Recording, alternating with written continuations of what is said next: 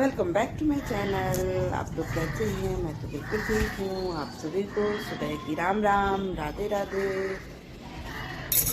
तो पूजा वगैरह करके मैं किचन में जाऊँगी। घर का सफाई करना है, खाना बनाना है। आप लोगों का काम हुआ कि नहीं? देखिए मेरा काम अब मैं शुरू कर रही हूँ, कब तक ख़त्म हो रहा है।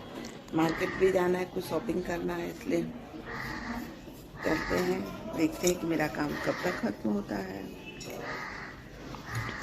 लंच के लिए सब्जी कटिंग करके रखती हूँ और ब्रेकफास्ट में पराठा और तड़का खाए हैं, बच्चों को भी खिलाए हैं। फिर मार्केट चली गई हूँ। बच्चे नहीं गए, उनका बिल्कुल भी जाने का मन नहीं था। जेठानी को पोता हुआ है, वो 27 में बाबू जन्म ले लिया, तो इसलिए उसका पूजा 27 पूजा जो है, 27 पूजा में क्या होता है, जो बच्चे 27 में जन्म लेते हैं उसको पापा तब तक देखते नहीं है जब तक 27 पूजा हो ना जाए। 27 दिन के बाद ये होता है अप्रॉक्स। पंडित जी मुहूर्त निकाले हैं 10 तारीख का, तो वही 10 तारीख को होगा। जाना तो मुझे भी था लेकिन मैं नहीं जा पाई, बच्चों का स्कूल खुला था। मेरे जेठ इसलिए बहुत गुस्सा हो गए हैं मुझसे क्योंकि मैं नहीं जा रही हूँ।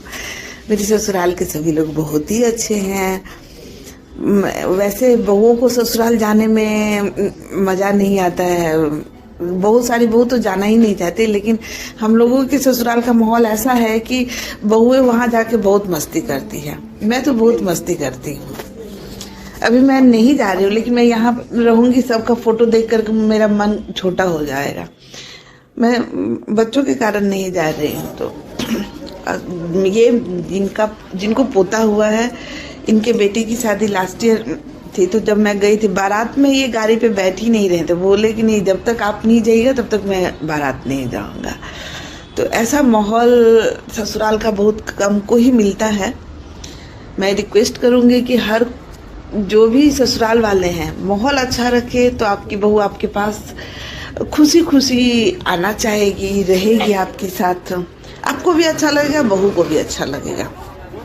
मेरी समझ से अगर मैं गलत हूँ तो मुझे माफ़ कीजिएगा, लेकिन मुझे लगता है कि सही है। ये ससुराल का माहौल फ्रेंडली रहना चाहिए कि बहू आकर के वहाँ पे अपनी खुशी उसको फील हो। ये नहीं कि ये ना करो, वो ना करो, इस तरह का प्रतिबंध नहीं देना चाहिए। वो तो अपने मायके से सब कुछ छोड़ करके आपके पास आई है, तो उसको फ्रेंडली माहौल दीजिए। मैं वहाँ से बच्चों का कपड़ा ले ली हूँ। फिर मैं बहू के लिए भी कपड़ा लेना था मुझे। कुर्ती वो बहुत दुबली है, शायद एक्स्ट्रा स्मॉल आएगा और ज़्यादा ढीला होने के बाद तो कपड़ा जचेगा नहीं, इसलिए मैं नहीं ली कपड़ा। उसके लिए मैं साड़ी ली हूँ और घर आकर के सब्जी कटिंग करके गई थी। फ्राइड राइस केवल बनाई हूँ, खा करके एकदम बेटा तंग कर दिया कि नहीं खेलना ही है उसको। अब देखिए हम लोग गेम शुरू कर दिए हैं। ये योगा मैट में बॉल को गोल करने का गेम है। उसको कुछ ना कुछ गेम चाहिए। संडे है, पापा भी हैं। पहले तो मैं नहीं कर पा रही थी गोल योगा मैट में, और मेरा टीम में और मेरा बेटा है टीम में, और दोनों बाप बेटी, जानते ही हैं बेटी तो बाप के साथ ही चिपकेगी, तो दोनों बाप बेटी एक टीम में है।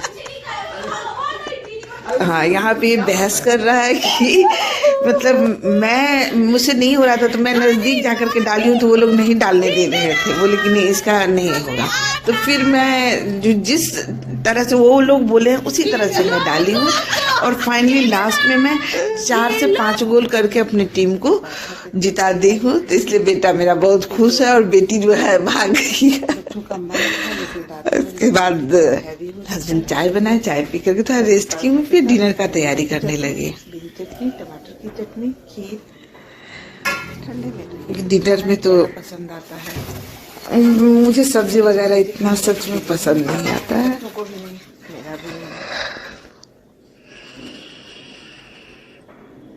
मैं बचपन से भी सब्जी कम ही खाती थी, शादी के बाद ही सब्जी खाना थोड़ा ज्यादा शुरू किया।